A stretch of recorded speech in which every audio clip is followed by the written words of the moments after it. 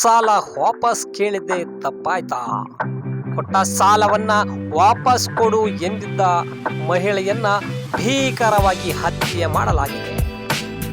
ಕೊಟ್ಟ ಸಾಲದ ಹಣ ವಾಪಸ್ ಕೇಳಿದ ಮಹಿಳೆಯನ್ನ ತಲೆ ಮೇಲೆ ಕಲ್ಲು ಎತ್ತಾಕಿ ಬರ್ಬರವಾಗಿ ಹತ್ಯೆಗೈಯಲಾಗಿದೆ. ಹತ್ಯೆಗೈದ ಆರೋಪಿಯನ್ನ ಹೊಳಲ್ಕೆರೆ ಪೊಲೀಸರು 24 ಗಂಟೆಗಳಲ್ಲಿ ಬಂಧಿಸಿ ನ್ಯಾಯಾಂಗ ಬಂಧನಕ್ಕೆ ಒಪ್ಪಿಸಿದ್ದಾರೆ.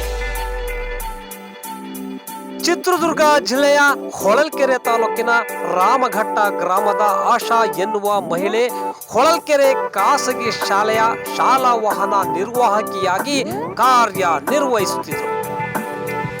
ಅದೇ ಶಾಲೆಯಲ್ಲಿ ಬಸ್ ಚಾಲಕನಾಗಿ ಕಾರ್ಯನಿರ್ವಹಿಸುತ್ತಿದ್ದ ಆರೋಪಿ ಮಂಜುನಾಥ್ ಆಶಾ ಎನ್ನುವ ಮಹಿಳೆಗೆ ಪರಿಚಯವಾಗಿದ್ದ.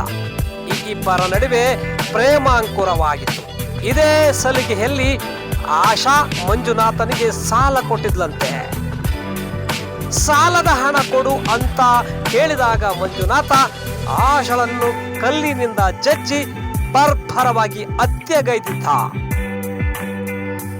ಹತ್ಯೆಗೈದ ಸದ್ಯ ಆರೋಪಿ ಮಂಜುನಾಥನನ್ನ ಬಂಧಿಸಿದ ಹೊಳಲ್ಕೆರೆ ಪೊಲೀಸರು ನ್ಯಾಯಾಧೀಶರ ಮುಂದೆ ಹಾಜರುಪಡಿಸಿ ನ್ಯಾಯಾಂಗ ಬಂಧನಕ್ಕೆ ಒಪ್ಪಿಸಿದ್ದಾರೆ.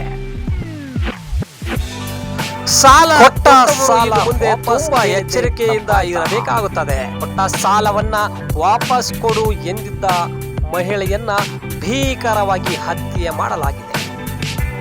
ಕೊಟ್ಟ ಸಾಲದ ಹಣ ವಾಪಸ್ ಕೇಳಿದ ಮಹಿಳೆಯನ್ನ ತಲೆ ಮೇಲೆ ಕಲ್ಲು ಎತ್ತಾಕಿ ಬರ್ಬರವಾಗಿ ಹತ್ಯೆ